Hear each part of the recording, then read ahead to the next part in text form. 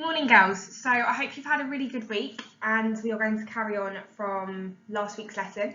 Last week we looked at the basic structures within a cell. Today we're going to be looking at cell organelles. A little brief rundown. They are miniature parts inside a cell. So by the end of this lesson, you are going to know what a cell organelle is. You're going to understand what cell organelles do, and you are going to be able to explain the role of the organelles and what they play for the cells.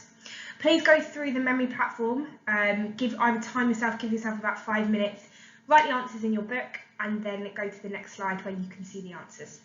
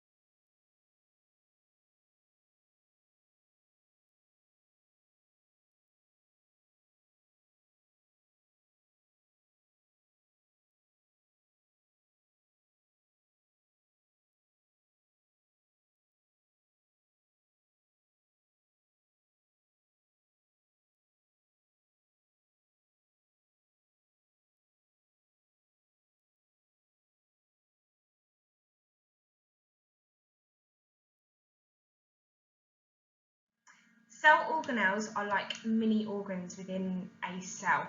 So each one of them has a very different role, and each one of them is responsible for something within the cell. There's a couple that there's quite a few that we're going to be going over in some more depth. So they are the centrioles, the mitochondria, the endoplasmic reticulum, ribosomes, Golgi apparatus, and the lysosomes. We're going to go through each one individually so we know what they do and where we can find them. This cell structure that we have here is from a cilia. So this is found in the respiratory tract, or it's found in the fallopian tubes. And your cilia are like little hair-like structures that just line either of those, the respiratory tract or the fallopian tubes. Every cell in the human body has 2 centrioles. So you can find the centrioles at either end of the nucleus. I'm going to get the red pen and just show you where those are. So here, either end of the nucleus, you can see those centrioles. Now, you can only see those when you're looking through a microscope and as the cell is separating. So when it's going through meiosis, that's when we can see the centrioles.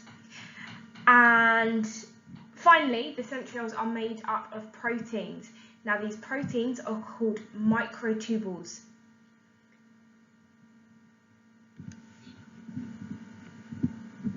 The next organelles that we're going to be looking at are called the mitochondria. Now our mitochondria mean more than one. Mitochondrion means one mitochondria. So you've got your single and your plural there. So if you see either, please don't be alarmed that they are slightly different on the end. It just means one is one unit and one is more than one. So my mitochondria are the cell battery. The reason for that is because they aid energy release.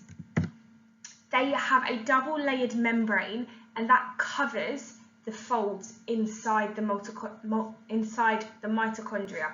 So if I get a quick picture up of the mitochondria, we can see here, I'll go for purple this time, you can see that you've got these folds within the mitochondria. Now these are called cristae. Those folds there, like I said, they are called cristae, and they wind round and round and round. And the reason for that is because those folds trap glycogen inside them. Once that glycogen is trapped inside, it can then be used at a later date by the ATP system, which is adenosine triphosphate.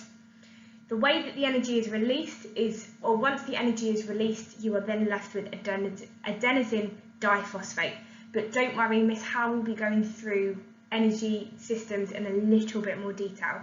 But just so you know, the energy gets trapped within those little purple zigzags, and once the energy is trapped inside there, when it's needed, it's broken down by the ATP. Before we move on, I just want to highlight, in case I haven't been clear enough, this, I can't find my mouse, oh there you go, this diagram here is a picture of what a mitochondria look like from the inside. So if I cut a mitochondria in half, you would get those little zigzags. Those zigzags are called the cristae, and that's because of the folds within them. So we're looking at the endoplasmic reticulum. Endo means within something, and reticulum means network. So when we're looking at our endoplasmic reticulum, we're going to abbreviate it and call it our ER.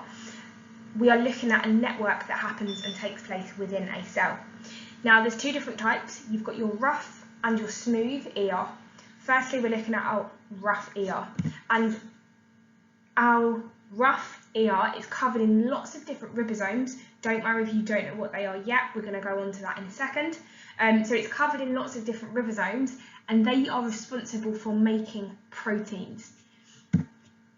Once that protein has been made, they act like a temporary fridge or a temporary storage unit for glycoproteins. As mentioned, there are two different types of ER. We've already looked at rough, now we're moving on to smooth. So our smooth ERs have no ribosomes, and they are responsible for metabolizing lipids or fats within that cell. Last lesson we did look at the term metabolize, and it means to use something, up and to create a reaction. So, or a chemical reaction, shall I say. So our smooth endoplasmic reticulum is used to metabolize fats and lipids. I've already lightly touched on ribosomes, but well, I've mentioned it, so now we're going to go into a little bit more detail. So ribosomes are tiny little black dots, and you can either find them on rough ER, or you can find them just kind of floating around in cytoplasm. So I'm going to use a purple just because it stands out. We can see these little blue dots here. They are ribosomes, and we can see them here, and in this scenario they are floating around the cytoplasm, or if we look slightly closer and we look on our rough ER, we can see them floating around or sitting on those as well. So the whole job of a ribosome is that they contain different types of RNA. Now we did speak about RNA last week when we were looking at the cell nucleus and what that does, and RNA is responsible for pigments, hormones and enzymes. So our ribosomes help create or help our cells to create and hold on to pigments, enzymes and hormones. Within that, they are responsible for the manufacture of proteins. That's really important in cells because just like our muscles, our cells need protein to make sure that they can grow and that they can develop. The next cell organelles that we're going to look at is the Golgi apparatus. Now this is quite similar to your ER, and the reason for that is because it's also responsible for packaging proteins and sending them off to other cell organelles. When we look at our Golgi apparatus, we can see it kind of looks like a squashed pancake that's been inverted slightly. I'll just highlight it for you. I'll use yellow. If we look here, we can see this structure here is our Golgi apparatus. So we can see, like I said, it's kind of like pancakes stacked on top of each other. Give me a second, I'm just checking my notes. And finally, it's responsible for producing lyosomes. We don't know what lyosomes are, but when we go on to the next slide, I'm going to explain those in a little bit more depth for you.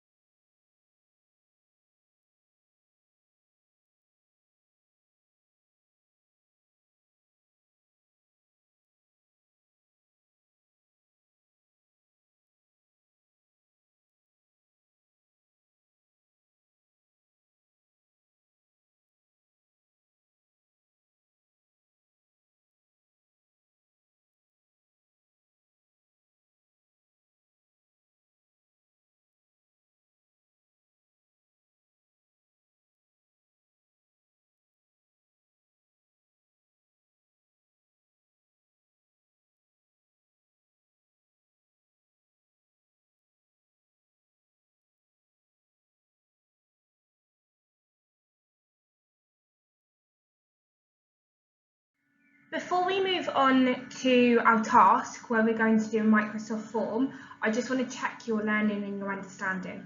So I'm going to put a question up. You can pick whether it's answer 1, 2 or 3. So question number 1. What are cell organelles? Are they 1. Mini organs within a cell, each one has a different function? Number 2. Mini organs within a cell, some of them have functions? Or is it 3. Mini organs within a cell, they work together to make the cell function? Please can you pick now whether it's 1, 2 or 3. So the correct answer is 1.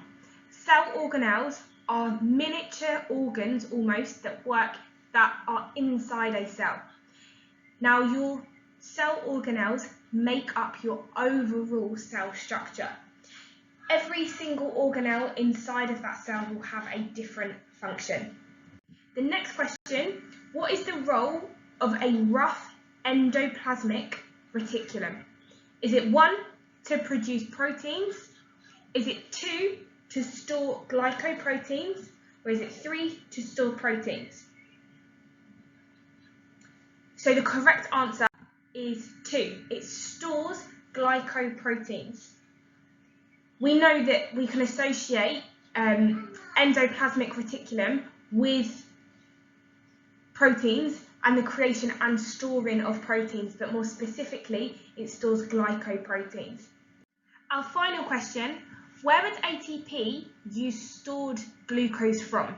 Is it 1, the mitochondria, 2, the mitochondrium, or 3, cristae? So the correct answer is the cristae. We know that because we're going into a little bit more detail, because our cristae is what is inside the folds of the mitochondria, or the mitochondrium if we are talking about one.